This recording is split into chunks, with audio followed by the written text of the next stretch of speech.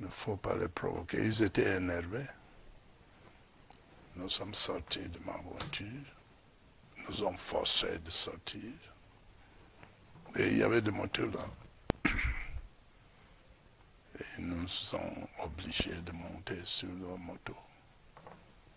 Ils ont pris la route de la Brousse, petite route. Abandonnant votre voiture sur la route. Exact. Et nous ne savions pas où on allait, quoi. Et la nuit tombait. Soudainement, nous arrivons quelque part dans une maison abandonnée. Il n'y avait rien dans cette maison. Ni chaise, ni lit. Il n'y avait pas de lumière. Pas du tout. On nous a donné quelques chaises quand même. Et nous restions là sans savoir ce qui allait passer. Avec le fond de Kumbu.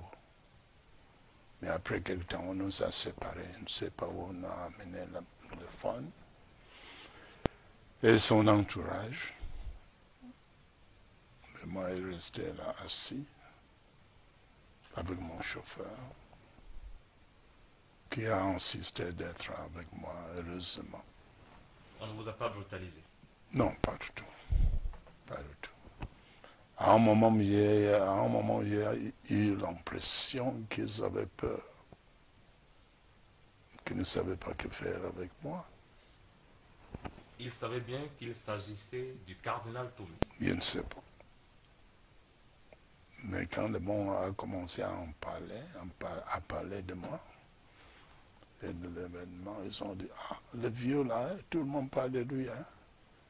Qu'est-ce que nous allons faire? What shall we do with him? J'étais assis là, calmement. J'ai décidé d'accepter la situation. Antérieurement. Quand vous acceptez une situation, vous êtes prêt pour tout. Mais mon chauffeur s'agitait et lui a dit, faites attention, vous avez à perdre moi et n'ai rien à perdre s'il me tue. Mais vous avez une femme et un enfant. Faites attention. Donc nous ne tuons pas, ils m'ont donné une chaise. Est-ce qu'ils étaient à visage découvert? Non, mon chauffeur, oui. Est-ce que les ravisseurs étaient à visage découvert? Non, ah oui, à visage découvert, non, c'était... Mais ils ont... Comment c'est blindfolding en anglais, quoi. Ils ont juste découvert ici. Non, le chauffeur, okay. Pas moi. Parce qu'ils ne voulaient pas qu'ils sachent, qu'ils connaissent le milieu. Tout à fait. Mais moi j'étais avec eux, normalement. Et on arrive dans une maison abandonnée. Il est à peu près quelle heure? Il est à peu près, je crois, 18 heures. La nuit tombait pratiquement. Et vous passez la nuit dans cette maison? Oh, oui. Vous avez dormi dans quelles conditions? Dans les conditions qu'ils avaient. Vous avez passé la nuit assis sur la chaise ou alors on vous a offert quand même un matelas? Et une sorte de matelas. Mais il peut dire qu'il est passé la nuit par terre, quoi. Et j'ai dormi quand même. Parce que quand le sommeil arrive, hein, pour moi, quelles que soient les conditions, je dors. Pour quelques heures seulement. Mais il attendait que, n'est-ce pas, que le soleil se lève. Et quand le soleil s'est levé? Le soleil qui est signe d'espoir. Qu'est-ce qui s'est passé quand le soleil s'est levé? Quand le soleil se lève, les garçons me disent, nous allons vous libérer. Vous et votre boy, il est mon chauffeur, quoi. Mais nous ne pouvons pas sortir d'ici comme nous étions venus. Parce que l'armée, ils vont se confronter avec l'armée qui commençait à découvrir où nous étions. Et ils voulaient par force me libérer. Et les garçons m'ont fait téléphoner au gouverneur de Bamenda. Par votre téléphone ou par leur téléphone? Par leur téléphone. Moi, il n'y avait rien avec moi. Ils ont le numéro du gouverneur du Oui, Nord-Ouest. oui.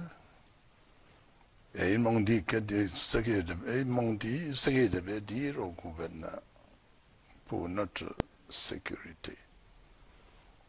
Il fallait qu'ils disent au gouverneur de Bamenda qu'il faut que l'armée arrête de vouloir à tout prix nous libérer. Par force. Par force.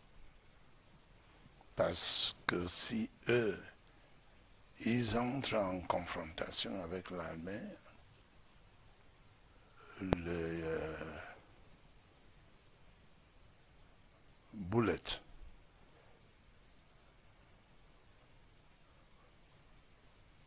c'est-à-dire s'ils commencent à échanger les balles avec l'armée, une balle perdue pouvait toucher un de nous.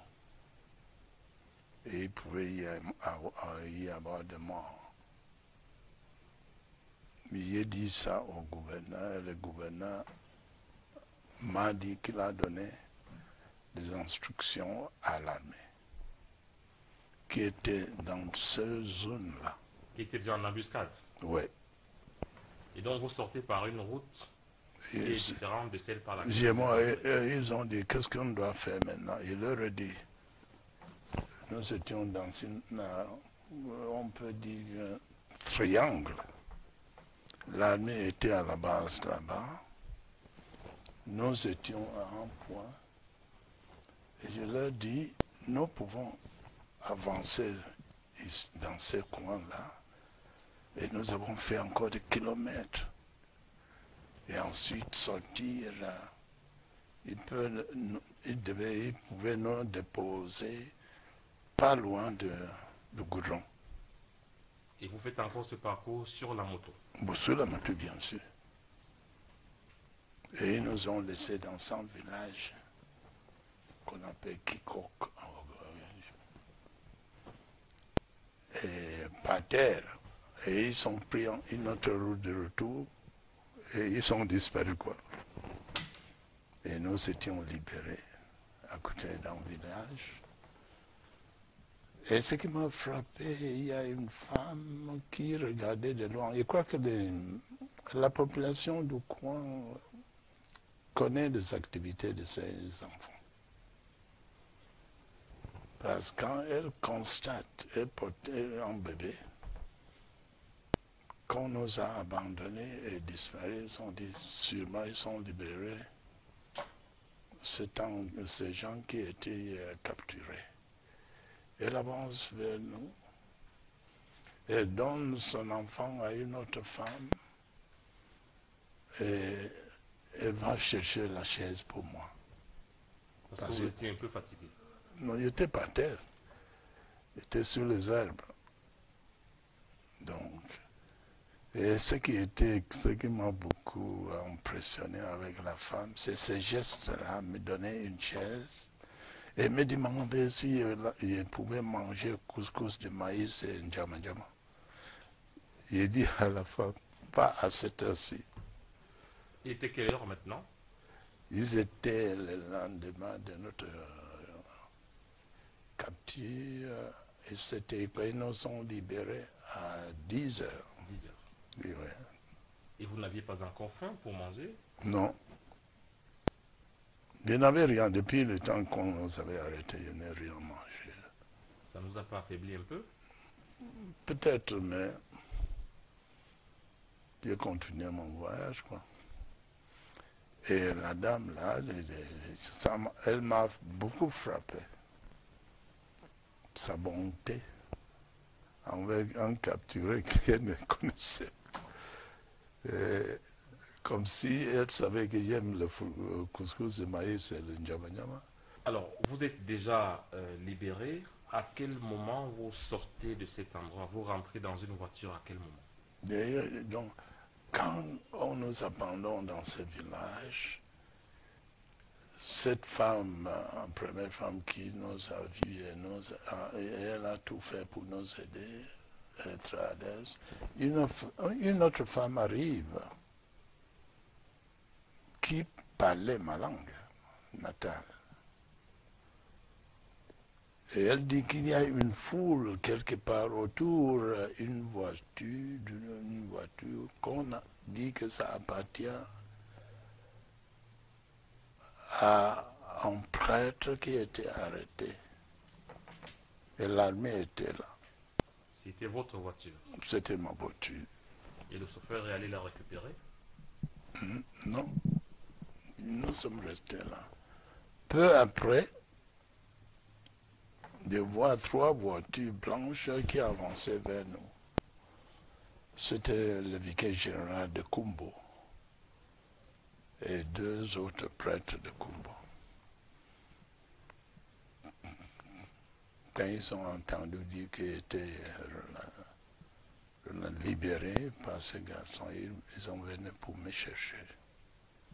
Donc ils ont pu arriver là où nous étions, dans le village là, et me prendre vers le goudron, qui n'était pas loin, à 5 kilomètres. À quel moment vous rentrez en contact avec les autorités après votre libération? Quelles autorités? Le gouverneur, par exemple. Oh, après ma libération, j'ai continué à Kumbo. Je ne savais plus où le fonds qui était dans ma voiture se trouvait. Vous n'aviez pas de ces nouvelles? Non. J'ai continué à Kumbo. Je suis allé à l'hôpital de Chisson pour contrôle. On n'a rien constaté, malgré le fait qu'il y avait tellement... Là où on a passé la nuit, les moustiques, aïe aïe. Il y avait... Il a passé une nuit dans une telle situation. Il fallait voir ma soutane blanche, parce que j'ai passé la nuit par terre. Et je suis allé à Kumbo, à l'hôpital pour 2 nuits. Ils n'ont rien constaté, pas même de signes de paludisme. Et donc je me suis dit que je ne quitterai pas Kumbo si le fonds n'est pas libéré. Une fois que le fonds d'entrée est libéré, il rentre à Douala. Ce qui a été fait à quel moment? C'était fait 2 jours après. 2 jours plus tard? Oui, après ma libération, le fonds est libéré. Et il a préféré de continuer de retourner à Bamenda, où le gouverneur était très très gentil, parce qu'on montait, on s'est arrêté chez lui, et il nous a proposé un convoi militaire, et nous avons refusé. Quand on est capturé, libéré, quand on se trouve chez lui, il se moquait de nous. Que vous savez, proposé Et vous aviez refusé? Oui, nous avons refusé. Donc, il était très gentil, l'administration était très très gentille. Et quand ils revenaient, ils sont préférés. Ils m'ont dit que cette fois-ci, nous vous imposons, n'est-ce pas, le score militaire jusqu'à Mbunda. Très bien. Alors, c'est un épisode dur de votre vie. C'est ce que vous racontez dans l'ouvrage que vous avez commis il y a quelques semaines, votre nuit de captivité. Oui, oui. C'était pour moi une occasion de parler avec ces enfants. Qu'est-ce que vous auriez pu leur dire? Il leur a dit, vous pouvez avoir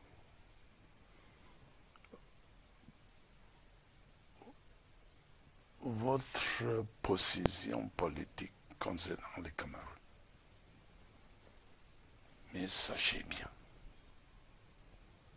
que vous pouvez aussi trouver d'autres Camerounais qui ont des positions qui contredisent La vôtre.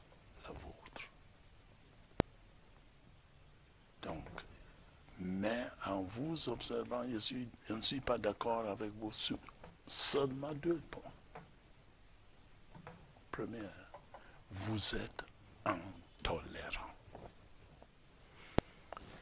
Quand vous dites oui et l'autre dit non, vous le condamnez à mort. Parce que les différences, son opinion n'est pas comme la vôtre, contredit la vôtre. Si vous dites oui et un autre dit non, il faut lui demander pourquoi il dit non.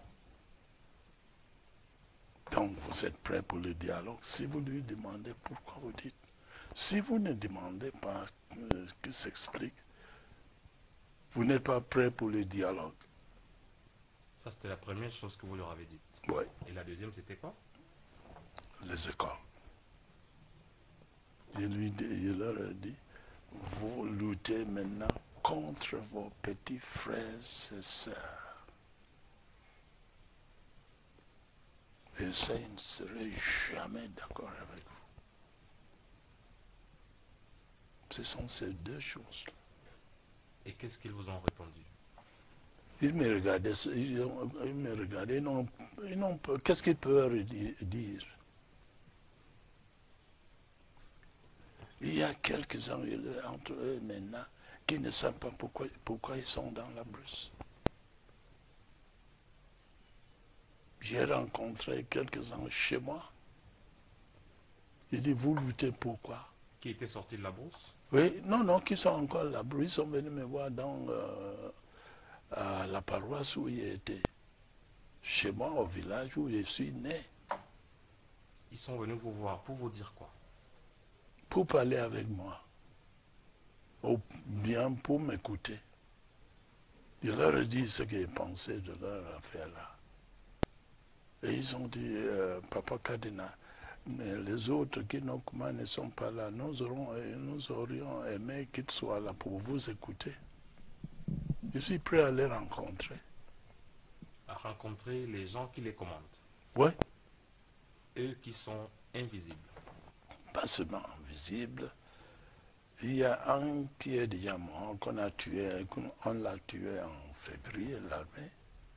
Oui, oui. Et sa femme s'est trouvée à Bafoussam, on l'arrête et elle avait avec elle 30 millions. Elle a trouvé ça. Beaucoup de leurs grands s'enrichissent. Ouais. J'ai dit à mon village, quand je suis allé au village, il faut me donner une partie de le dollar que vous recevez des États-Unis. Il m'a dit, pas Cardinal, il n'a jamais reçu même un seul dollar. Et vous dites que vous êtes le commandant au village. Alors, quand ces jeunes sont venus vous rencontrer au village pour vous écouter, après vous avoir écouté, ils ont eu le courage de rentrer en bourse? C'est une bonne question que vous me posez là. Il y a le commandant qui me dit, par Cardinal, je dois disparaître du Cameroun. Disparaître du Cameroun? Oui, quitter le Cameroun avec mon équipe. Et j'ai été étonné quand il m'a dit que la majorité des garçons, des autres qui sont avec lui, sont des Nigérians. Et qu'il y avait seulement un Camerounais avec lui. Et qu'eux, ils doivent disparaître. Qu'ils ne peuvent plus. Eux, ils croyaient que cette affaire allait durer 1 an. Et que maintenant, ils ne savent pas où on va. Beaucoup sont là parce qu'ils ont peur que s'ils sortent, on va les tuer. Mais ils voient bien que ceux qui sont sortis, ils n'ont pas été tués, ils sont dans les... Non, il y a quelques-uns qui ont été tués, disent-ils. C'est ce qu'ils disent. Mais au moins, on a les images. Non, moi, j'en suis témoin. Il y a quelques-uns qui sont sortis par moi, qui sont venus ici. Je les ai logés ici à la cathédrale de Douala, mais à la paroisse Saint-Joseph. Les matelas qu'on a achetés avec l'aide du Premier ministre sont encore à la paroisse Saint-Joseph.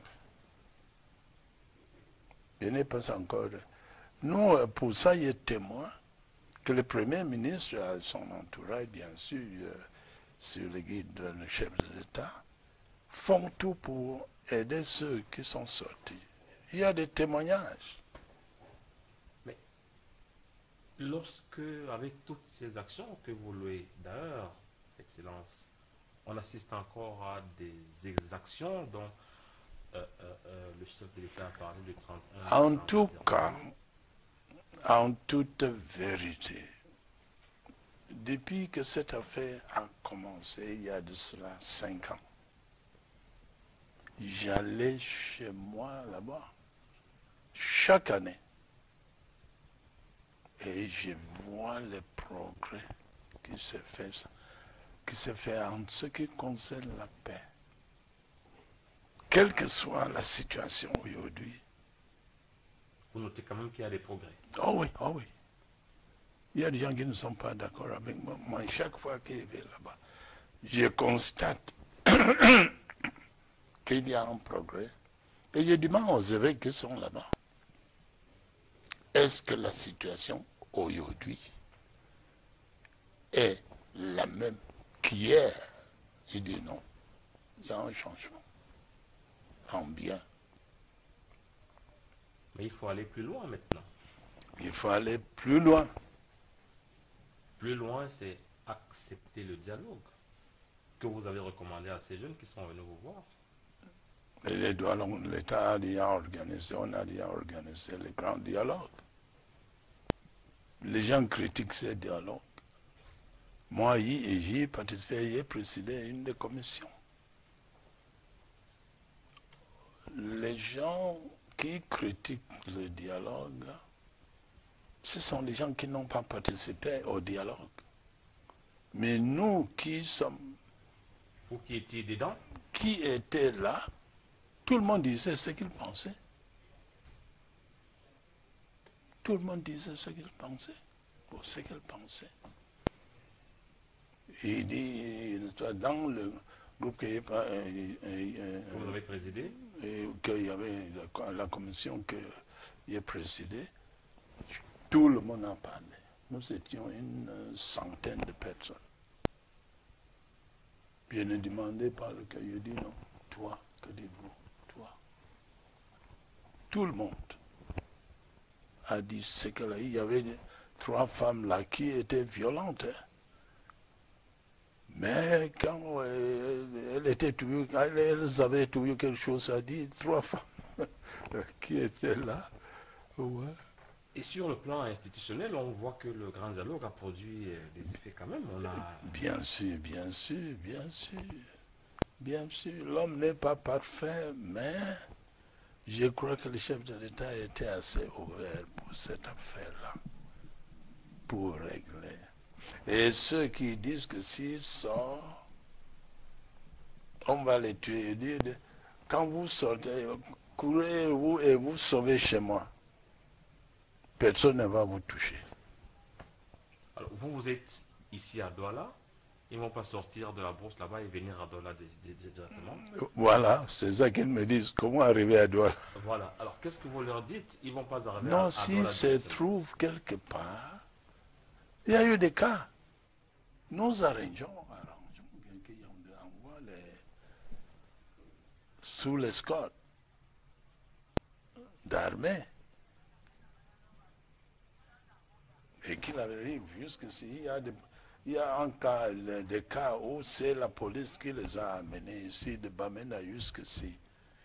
Quand ils sortent de la brousse, par exemple, là-bas au nord-ouest, ils ont peur de rester là-bas, que leurs camarades qui sont toujours dans la forêt pouvaient les tuer, chercher pour les tuer.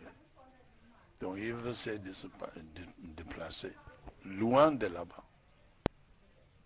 Sinon, ils rentrent dans les DDR. les centres de désarmement. Non, non, non, il n'aime pas aller dans le centre de désarmement à Bamenda et à Boyan. Il ne veut pas y aller. Pourquoi, selon vous? Il y en a qui sont là-bas, non? Ah oui, il y en a qui sont là-bas. Il y a des autres aussi. Ils disent, eux, qui étaient tués là-bas. C'est eux qui disent ça. Alors, pour vous, vous leur dites, si vous sortez, faites tout pour arriver chez le cardinal à Douala. Vous Ou serez l'archevêque de Bamenda. Voilà, très bien. Depuis Parce que que l'archevêque Douala, de, c'est loin. depuis que l'archevêque de Bamenda est installé, ça fait pas longtemps qu'il a été affecté de malfaits à Bamenda. On a déjà libéré, on a déjà accueilli 400 Amazoniens. Ils n'ont pas été inquiétés. Non. Ici, c'est quelques-uns qui sont passés par ici. On leur a donné l'argent pour s'installer où ils peuvent aller, à l'intérieur du pays. Je crois qu'on a donné 200 000. Ce n'est pas une petite somme. Et ceux qui étaient les charpentiers, petits menuisiers, n'est-ce pas, on les a aidés pour. Il y a quelques-uns qui sont en Consamba, c'est bien installé maintenant. Excellence, on est sorti de l'année 2020 avec cette image. Mais comme vous avez posé une question, mais que faire maintenant pour que la faire?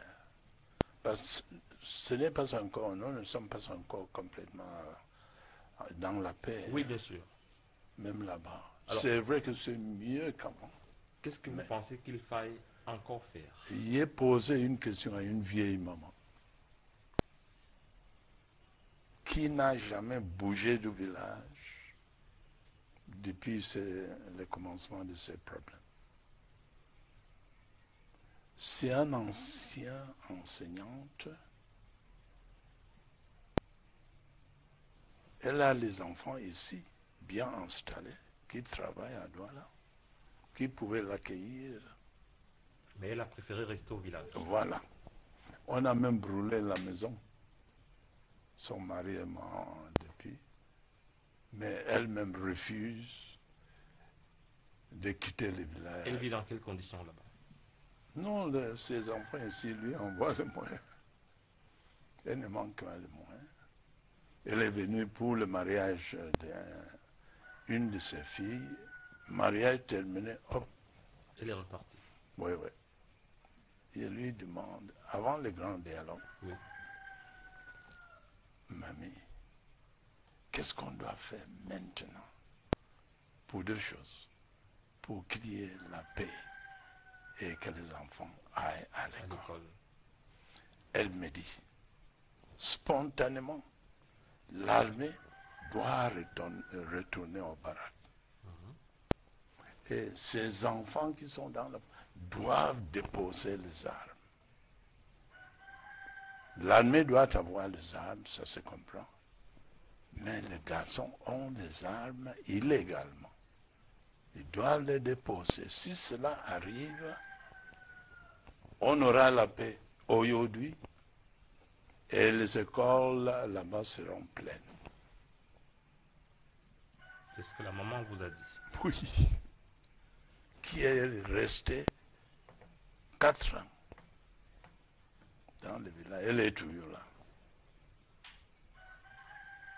Alors, vous, de votre posture... Et moi, j'ai dit, j'ai pris ça dans ma petite voiture. Si vous avez lu ça jusqu'à la fin. Voilà ce que dit la vieille. Je suis d'accord avec elle. Alors, je vous suggère qu'on reste dans l'hypothèse d'une pacification par le dialogue. Oui.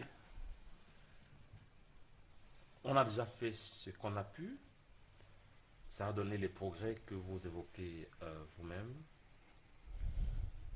Mais pourquoi ces poches de résistance? Pourquoi tuer des enfants dans une école, des innocents? C'est un mystère pour moi. Pourquoi tuer les enfants? C'est pourquoi il dit qu'il ne suis pas d'accord. Bien sûr, la supposition que ce sont ces garçons qui ont tué ces enfants. Eux, ils disent que c'est l'armée. Comment l'armée peut entrer dans une salle de classe et tirer sur les innocents? Eux, ils disent que c'est l'armée. Mais beaucoup, la majorité des Camerounais croient que c'est ces gamins, ces garçons-là.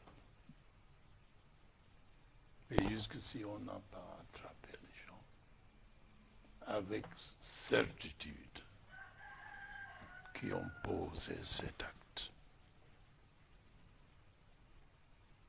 Jusqu'ici, on n'arrive pas à trouver les gens qui ont posé cet acte.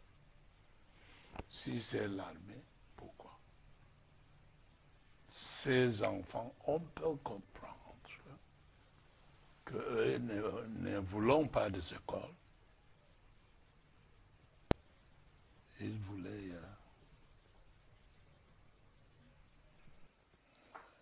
n'est-ce pas, montrer qu'ils... Il y a eu un cas où on a coupé la main d'une fille à Bamenda. Elle allait écrire de JC. Ouais, ils ont mis la main droite. Pour qu'elle... Mais je crois qu'elle a fait sa chemin vers sa fin. Moi, je suis ici, je suis de Kumbo, de Kikaï, mon village. Il y a des indices, c'est Ambabos là-bas. Il y a une fois, je n'ai pas pu aller célébrer l'Eucharistie là-bas avec l'évêque de Kumbo. Ils nous ont dit que si nous voulons venir célébrer la messe là-bas, il faut que nous arrivions là-bas par pied. Kumbo, mon village, c'est 6 km. Moi, à mon âge, de faire à pied 6 km. Donc, nous ne sommes pas... Ils vous ont dit ça comment? Ils vous ont envoyé des messages par quelle voie? Non, nous avons téléphoné au curé. Et les curés, ils sont en contact avec eux. Beaucoup de prêtres connaissent bien ce qui se passe. Bien sûr, maintenant au village, tout le monde, à cause des écoles, commence à se tourner contre eux. Parce qu'on m'a raconté un cas où ces enfants sont allés arrêter les prêtres et les parents qui sont allés pour inscrire les enfants. Et tout le village est sorti pour dire, cette nuit, les prêtres et les parents que vous avez ne vont pas passer la nuit chez vous. Autrement, c'est nous tous. Ils étaient obligés de libérer. Autrement dit, on sait où ils se trouvent. Ah oui, non, ils vivent avec eux. On sait, non, ils ne vivent pas en cachette. On sait. Pas seulement individuellement. Ici que l'autre, là, est venu me voir à l'évêché. Il y a un dont les parents sont proches au presbytère du village. J'ai parlé avec les parents, dont le frère était tué. Il était enseignant dans un collège. Et il était avec des Amba. Et il était tué. Excellence, nous allons bientôt arriver au terme de cet entretien que nous réalisons en ce début d'année 2021. Je vais vous poser deux questions. La première, c'est celle qui va consister à rappeler votre message à ces jeunes qui sont en bourse. Pour cette année 2021, qui doit nous mener vers la paix durable. Qu'est-ce que vous leur dites? Je leur dirais, sortez de la brousse. Vous ne pouvez rien faire des biens pour votre pays et pour vos frères et sœurs, tant que vous serez dans cette situation. Je leur ai déjà dit, le groupe que j'ai rencontré, pour arriver à conquérir le pouvoir, il faut fonder un mouvement, qu'on peut appeler ça un parti politique, et commencer à lutter avec des idées, qu'on peut dire votre philosophie politique, pour que les gens sachent qu'est-ce que vous voulez. Mais pour le moment, on ne sait pas ce qu'ils veulent maintenant. Donc, ceux qui sont à l'étranger, aux États-Unis et en Europe, qui commencent à vous lâcher, ils disent qu'ils vous envoient l'argent et quelques-uns entre vous bien placés n'ont jamais reçu $1. Qu'est-ce que vous faites dans la brousse? Moi, je vous dis que je crois en la parole des chefs de l'État quand ils disent, si vous déposez les armes et sortir, on va vous accueillir. J'ai déjà moi-même accueilli beaucoup d'entre vous, comme l'archevêque de Bamenda. Venez. Si vous avez peur d'aller dans le centre que l'État a créé à Bamenda et à Boya, venez chez nous. Et nous serons, que dire au gouvernement, que faire avec le gouvernement, avec vous, ensemble. Et le gouvernement nous a déjà écoutés. N'ayez pas peur. N'ayez pas peur. Et si vous ne pouvez pas arriver chez moi ou chez l'archevêque de Bamenda, dites-nous où vous êtes. On va venir vous chercher. Sortez. Il ne faut pas vivre comme des animaux. J'ai passé au moins une nuit avec un de vos groupes. Et ils vivent comme des animaux.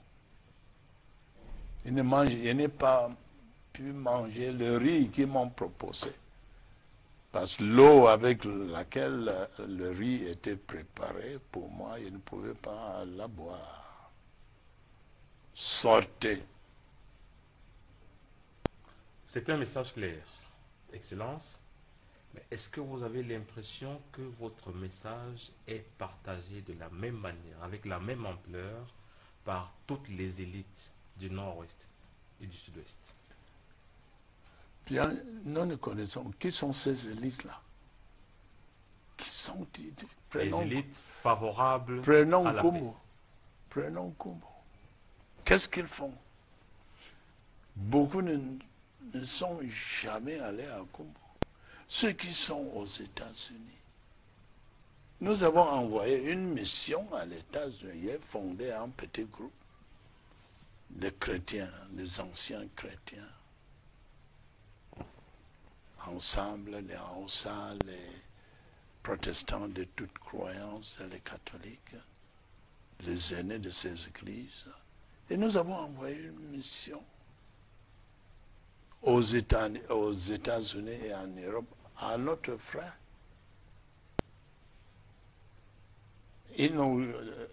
Au retour, ils ont dit, ils n'ont pas vu les politiciens là-bas. Tout le monde a les mécontentements contre l'État pour ses affaires privées.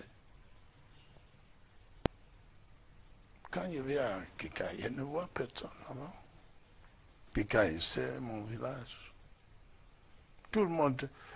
Et j'ai rencontré le préfet de Kumbo une fois. Il m'a dit, il n'y a plus personne avec qui je peux parler. C'est-à-dire, il m'a dit qu'il n'y a plus Personne au village. l'élite. L'élite. Ils sont tous à Yaoundé, ils n'osent pas aller au village. Ils ne savent pas ce qui se passe là-bas. Mais parce que les pouvoirs publics ne peuvent pas mener cette bataille sans le concours des élites. Mais s'il n'y a pas d'élite, L'élite a démissionné. oui, je crois. Oui. Je dirais cela. L'élite critique la situation, mais n'ose pas proposer les solutions bonnes et radicales que l'État doit prendre. Nous sommes allés, même quand il dit nous qui avons, nous croyons à l'unité de ce pays, nous sommes allés jusqu'à dire pourquoi ceux qui sont à l'extérieur, les intellectuels, ce sont des universitaires, beaucoup d'entre eux, pourquoi ils ne font pas un parti politique et dire voilà ce que notre parti politique lutte pour. Propose au Cameroun. Oui, oui. Les jours que vous allez gagner les élections, mettez vos idées en pratique. À partir de ce moment seulement que vous pouvez dire nous luttons pour nos peuples.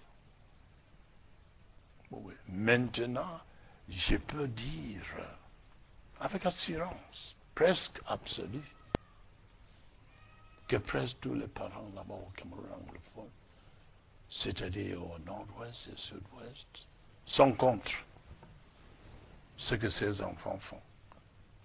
Mais allez voir l'économie de Bouya, le CDC,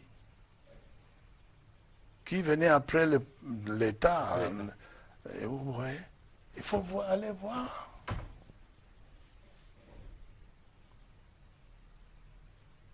Allez voir les marchés à Kumbo. Alors, vous repartez au village quand, Excellence? Janvier. Il ne faut pas qu'il annonce maintenant, vous allez à l'interview, dit ça, n'est-ce pas, les garçons vont se mettre à la route pour me attraper encore. Vous êtes prêt à y retourner quand même, non? Non, non, je ne suis pas prêt à retourner en Brousse. Pas en Brousse. Ouais, ouais. Mais je suis allé à mon... Je suis né là-bas.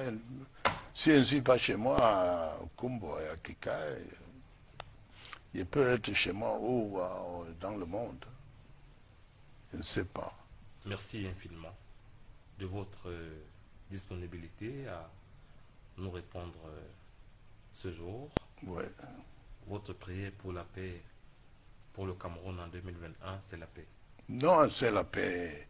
Nous avons lutté pour la réunification de ce pays. Vous étiez, je crois pas que vous étiez né, personne ici, de 61, j'étais étudiant au Nigeria. Et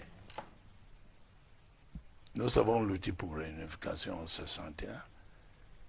Et quand l'unification arrive, je demande à mon évêque pourquoi il continue à nous envoyer au Nigeria quand il y a un grand séminaire à Yaoundé. Mon évêque répond, Christian, c'est une question politique ça. J'ai fermé ma bouche, quoi. Mais quand il m'a ordonné, 2 ans après mon ordination, 3 ans, il me dit que vous devez aller aux études, continuer vos études de philosophie et théologie en Europe.